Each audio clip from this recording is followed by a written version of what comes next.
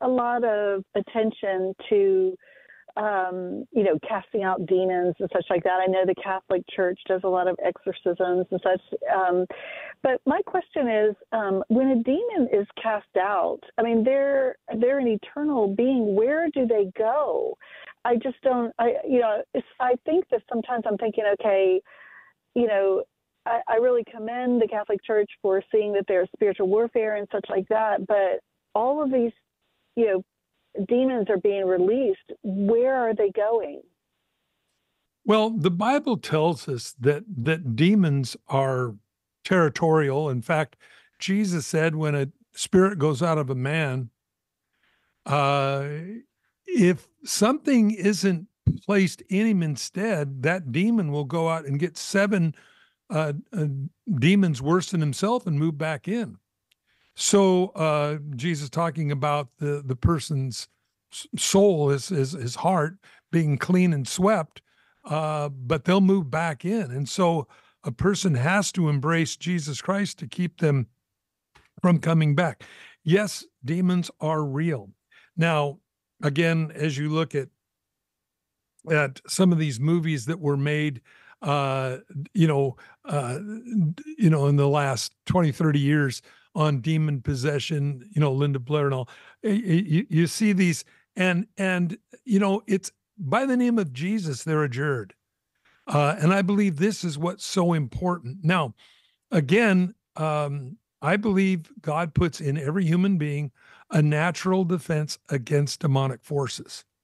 But when we weaken that, either through drugs, either through drunkenness, either through the occult, Ouija boards, tarot cards, that pathway, I believe we open the door where demons then can, because that person's natural defense has been broken down, move into a person, and then the demons have a body in which they can do their dastardly stuff. Now, again, we remember not all demons are shrieking demoniacs like we find when Jesus crossed over the Sea of Galilee, and there was a man who met him who had many devils, and they went into the pigs and all.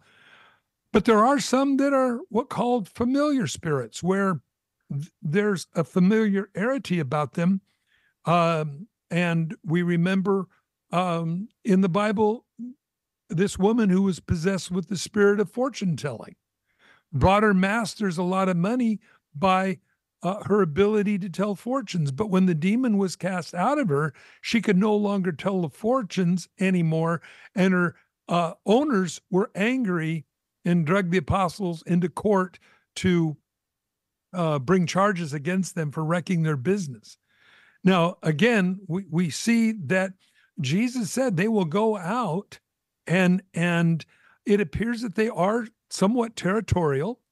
I believe different demons do different things. I do believe that there are demons that motivate suicide. I believe that there are demons who get control of a person's emotions, feelings, habits, and all. Certainly Mary Magdalene was a good illustration of that, who had devils cast out of her, and she was a prostitute. So your thoughts, Tim? Yes, I would definitely agree with that. And I would add to that, demons are spiritual beings. So whenever they leave a person, they're seeking another physical form, physical manifestation. So I think probably one way to look at it is we just got to, as Mike said, we've got to make sure God is in us, because if God is in us, the devil can't enter, because God is much stronger. Jesus gives the parable about the strong man and the stronger man. So, a Christian cannot be demon possessed, but we can be oppressed. And I would also say that for people that are demonized, that maybe have issues, I think that deliverance ministry is a certain gift set, and we got to be careful of that. Some people can abuse that, as we see on TV, but I do think it's just like everyone has a certain gift set. So be careful about entering into a realm that maybe God hasn't gifted you, but you can definitely pray for people who have that. Demons existed in the New Testament, and they're still around. And as Mike said, they're organized. Satan's got his principalities and powers, and these are military terms, meaning that they're in ranks, they're ordered, and some demons are more powerful than others. So we got to just keep ourselves close to God and pray for our loved ones that, as Mike said, they would stay away from certain things that would open the doors for spirits and things that we don't want to happen to our loved ones. Hope that helps. Hope it does. Thank you so much for that. I was reading about how in one particular area, Jesus goes over, and there were two men who were, possessed, and then, Jesus freed them of that. And then it says the whole town asked them to leave. And I was like, Lord, just really, normally I don't think about this, not at all. But I just was reading about it, and I was like, what would make a whole city ask Jesus to leave? And when their pigs went off the cliff and ruined the probably a principal source of income up there. I've been there where that cliff is on the north east side of the Sea of Galilee. I've been there, and it's the only place, really honestly, in the whole Sea of Galilee where this could have happened. And they wanted him to come out. They wanted him to leave because he was wrecking their pork business, you might say.